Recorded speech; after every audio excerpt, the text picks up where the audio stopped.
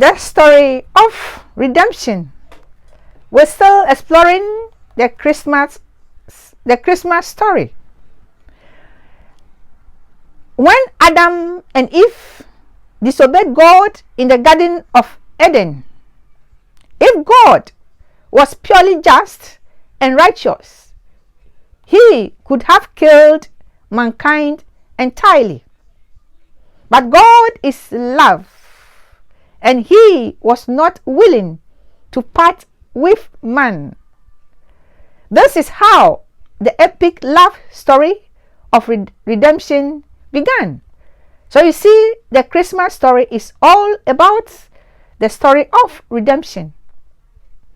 In that one act of eating from the tree of knowledge of good and evil, not only did man sin and have to die, but they also bowed their knee to Satan. Adam and Eve gave Satan their dominion over the earth that God had given them.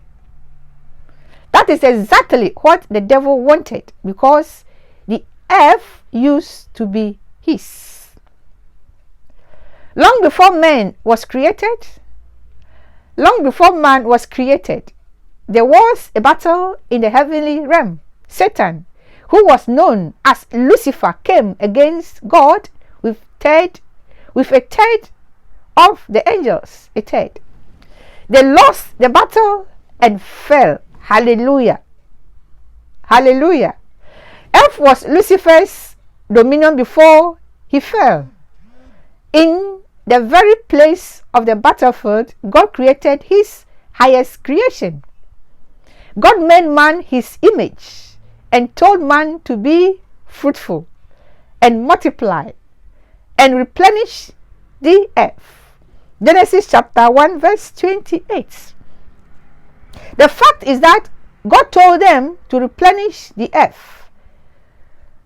And what this means is that it was once filled but was empty. Replenish. Not plenish. Satan was furious. He saw Adam and Eve made in the image of God and went against them. But Satan could not hurt them or touch their free choice. All Satan could do was to tempt them. So that is what he did, and that was what he could do.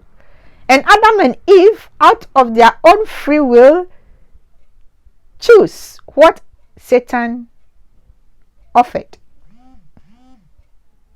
They chose what Satan offered. No one and nothing could force us to do something. We have free choice. Even when we got angry, we are actually choosing anger. When someone speaks negatively about us, it's our choice to get angry. Men who abuse their wives and say, I can't help it, somehow miraculously don't attack men who are bigger and stronger than them. How we act is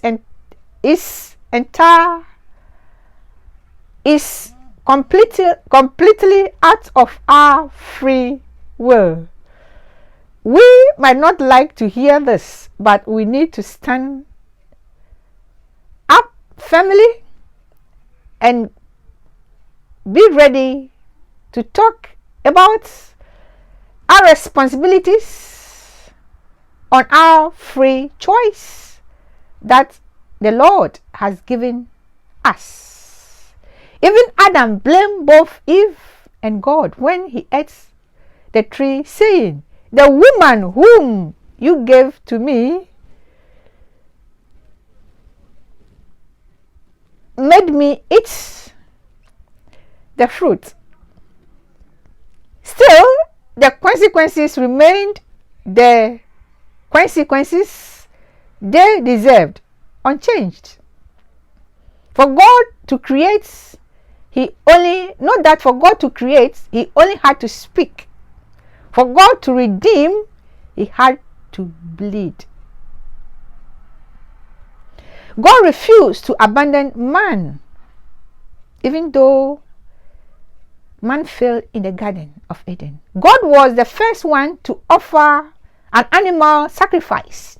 God killed an animal and clothed Adam and Eve with coats of skin. This signified that without the shedding of blood, there is no forgiveness of sins. And it has to be sinless blood that washes away sins. Only sinless blood can wash away sins. And without the shedding of blood, there is no forgiveness of sin. The first prophecy in the Bible, God's saying to Satan is, and I will put enmity between you and the woman, and between your seed and her seed. He shall bruise your head, and you shall bruise his heel. Genesis chapter 3 verse 15. Then the word or the phrase her seed means that a woman doesn't have seed. The seed comes from the man.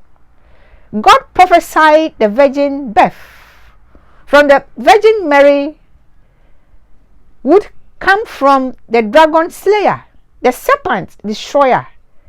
His name is Jesus, and he had to shed his blood to wash away our sins.